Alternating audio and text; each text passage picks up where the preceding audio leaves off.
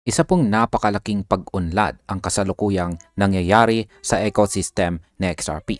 Ayon po sa bagong ulat ni Ripple Van Winkle, isang kilalang crypto analyst, may mga kumpanyang nagsisimula ng gumamit ng XRP hindi para sa trading kundi bilang bahagi ng kanilang financial infrastructure. Ang layunin daw ng mga ito ay magtayo ng liquidity pipelines para sa global cross-border settlements. Ibig sabihin, ginagamit po sa XRP bilang tulay ng pera sa mga international na transaction at hindi lamang po para sa speculation. Kaya yan po ang siyang ating pag-uusapan sa video na ito, pero bago po tayo magpatuloy ay pakibasa na lamang po muna ang disclaimer dito po sa ibaba ng ating screen. Yan, ano nga ba ang ibig sabihin ng institutional XRP holdings? Sabi po rito, a recent update from crypto analyst Ripple Van Winkle has highlighted a developing framework surrounding institutional XRP holdings. Yan, sa ulat po ni Ripple Van Winkle, sinabi niyang unti-unti nang nabubuo ang isang structure ng mga institusyong humahawak kay XRP sa kanilang corporate treasuries. Hindi na ito simpleng hawak ng retail traders, kundi mga kumpanyang ginagamit sa XRP bilang bahagi ng kanilang operasyon. Kapag ang isang asset ay nagiging bahagi ng treasury strategy, ibig pong sabihin ginagamit ito sa pangmatagalang plano, hindi po sa mabilisang kita.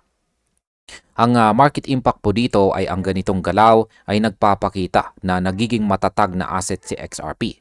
Kapag lumawak pa ito, pwedeng tumaas ang tiwala ng market na magpapatatag sa presyo sa long term. Ano naman ang tinatawag na XRP Treasury Network? Sabi po rito ay according to the analyst, there are now 11 companies confirmed to be holding XRP within their treasuries. These entities represent a growing institutional layer within the XRP ecosystem, indicating a shift from retail speculation toward strategic utility. Ayon daw po kay Ginoong Van Winkle, may 11 kumpanya na kumpirmadong may hawak ng XRP sa kanilang treasury. Ibig sabihin, may bagong layer ng mga institution sa loob ng XRP ecosystem. Ito po ay malaking pagbabago dahil ang dating pinangungunahan ng retail traders ay ngayon sinasalihan na ng malalaking korporasyon. Ipinapakita po nito na nagiging utility-based na po itong sa XRP at hindi na lamang po siya speculative asset. Sa market impact, ang pagpasok po ng malalaking kumpanya ay nagdadala ng kapital at stability. Mas mataas ang tsansang sumunod po dito ang iba pang investors kapag nakita nilang ginagamit ito sa tunay na operasyon. Ngayon ay sino-sino naman po ang mga kumpanyang gumagamit ng XRP? Sabi po rito tungkol dyan ay among the most notable names is Evernorth, reportedly backed by Ripple and holding an estimate $1 billion in XRP. The company is expected to deploy operations on the Flare network, further integrating tokenized liquidity solutions into enterprise applications. Yan, paliwanag po natin. Isa daw po sa mga pinakamalaking pangalan ay ang Evernorth, na sinasabing may suporta mula kay Ripple at may hawak na $1 billion na XRP. Ang kumpanyang ito ay mag-ooperate sa Flare network para i-integrate ang tokenized liquidity sa mga enterprise applications. Ibig sabihin, ginagamit po nila sa XRP para gawing mas mabilis at efficient ang daloy ng kapital sa loob ng mga negosyo. Sa market impact, kapag tuluyang gumana ang sistemang ito, lalakas po ang demand kay XRP sa corporate level. Maaring ito ang maging susi sa next wave ng adoption. Gaano naman po kalaki ang halaga ng buong XRP Treasury Network? Yan, ang sabi po rito ay additional participants in this emerging network include Trident with $500 million, Webos International with $300 million, and Vivo Power with $121 million. Other firms such as Willjastics and Everything Blockchain or EBZT are also said to be leveraging Flare for yield generation. reinforcing the connection between XRP liquidity and interoperable blockchain environments. Ayan, kasama rin po sa network ang Trident na may $500 million, Webos International na may $300 million, at Vivo Power na may $121 million.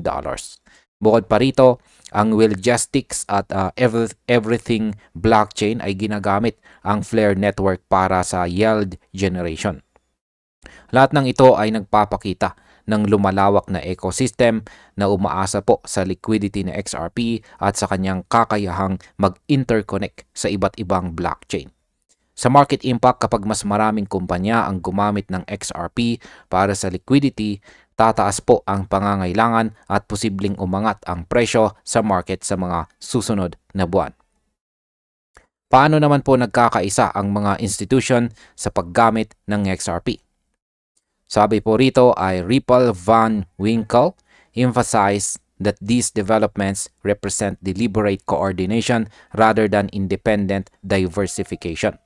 The concept of network seeding, as he described it, reflects the strategic placement of XRP across various treasuries to create a foundation for global payment corridors.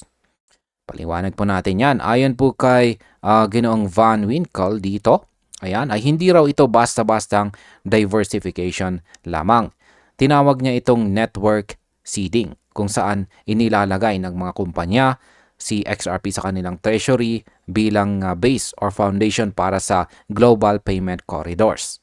Sa madaling sabi, tinutulungan ng bawat kumpanya na itayo ang pundasyon ng isang interconnected liquidity network. Kaya ang market impact po dito ay ang ganitong sistematikong coordination ay sinyalis ng matinding paghahanda sa global payment infrastructure. Kapag naging tuloy-tuloy ito, mas mapapabilis po ang adoption ng XRP sa banking system. Ngayon ay bakit po ba tinuturing itong kahalintulad ng traditional na liquidity system? At ang sabi po rito tungkol dyan ay this approach mirrors institutional liquidity preparation seen in traditional finance, where asset deployment across jurisdictions supports faster and more efficient settlement systems. Yan, ang ganito pong estilo ay parang ginagawa sa traditional na finance kung saan inilalagay ang kapital sa iba't ibang lugar para mapabilis po ang settlement. Ganoon din po ang gustong mangyari ng mga kumpanyang gumagamit ng XRP. Pinuposition po nila ang kanilang asset para maging ready sa mabilisang transfer ng pondo sa kahit anong bansa. Ang market impact po dito ay sa ganitong paraan, maaaring maging mas attractive sa XRP sa mga bangko at remittance firms na gustong bawasan ang transaction cost at processing time. Ano naman ang papel ni XRP bilang bridge asset? Ayan, sabi po rito ay he compared it to mechanisms historically used by central entities to support bridge asset functionality, implying that the present configuration could be paving the way for cross-border payment solutions where XRP plays a core infrastructure role. Ayan po. Inihalintulad daw po ni Ginong Van Winkle ang nangyari ngayon sa paraan ng mga central entities noong nakaraan na gumagamit ng bridge assets para sa global payments. Sa ganito pong sitwasyon, si XRP ang nagsisilbing tulay sa pagitan ng mga pera ng iba't ibang bansa. Kapag ito po ay tuluyang naipatupad, magiging core infrastructure itong sa XRP ng mga international settlements. Sa market impact, ito po ay magpapatibay sa posisyon ng XRP bilang pangunahing global settlement coin na posible pong magpataas ng malaki sa kanyang market value sa susunod na taon. Gaano naman po kalawak ang global positioning ng XRP? Sabi po rito ay notably, the list of treasury holders includes international firms such as Gumi in Japan and BC Japan, reflecting the geographic diversity of XRP adoption. The combined value of holdings across the identified entities surpasses several $billion, underscoring the scale of the initiative. Yan, kabilang po sa mga kumpanyang may hawak or holdings kay XRP ay ang Gumi at ang BC Japan na parehong malalaking kumpanya dito sa Asia. Ang kabuuang halaga po ng XRP holdings ng lahat ng kumpanyang ito ay umaabot po sa ilang bilyong dolyar. Ipinapakita po nito na hindi lang US-based ang paggamit kay XRP kundi isang global initiative. Ang market impact po dito ay ang pagkakaroon ng ganitong global reach ay magpapalakas po sa international credibility ng XRP at magbubukas ng mas maraming market partnerships. Ano naman po ang kahalagahan ng pagkakaugnay ng mga kumpanyang ito? Ang sabi po rito tungkol dyan ay Digital.com, Hyperscale, and Willogistics add to the breadth of the network, each contributing to a structure that prioritizes liquidity and utility over short-term price movement.